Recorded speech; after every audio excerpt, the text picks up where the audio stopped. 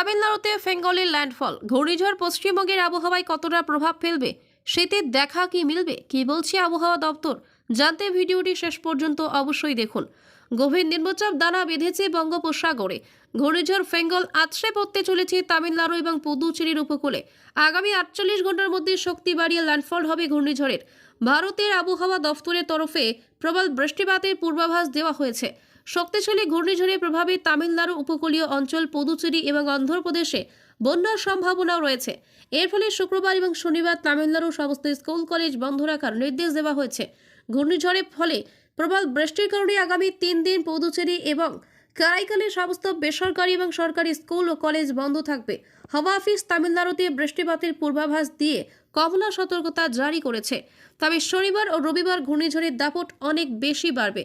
ঘূর্ণিঝড় ফেঙ্গলের প্রভাব পশ্চিমবঙ্গে কতটা পড়বে, রাজ্যে শীতের পথে কি কাটা হবে ঘূর্ণিঝড়, কেমন থাকবে বাংলার আবহাওয়া, কি জানাচ্ছে আবহাওয়া দপ্তর। বঙ্গোপসাগরে তৈরি হওয়া ঘূর্ণিঝড়ে অভিমুখ তামিলনাড়ু, ফলে বাংলার উপর তার সরাসরি প্রভাব পড়বে না। তবে সপ্তাহান্তে হালকা বৃষ্টির সম্ভাবনা রয়েছে রাজ্যে।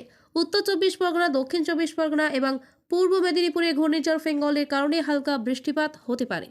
আজ সকাল থেকে উত্তরবঙ্গ এবং দক্ষিণবঙ্গ দুই জায়গাতে আকাশ ছিল কুয়াশায় ঢাকা। ফলে বেলা বাড়ার সঙ্গে সঙ্গে তাপমাত্রা কিছুটা বাড়বে। ফলে নভেম্বরের শেষে শীতের পথে কাঁটা হতে চলেছে এই ঘূর্ণিঝড়।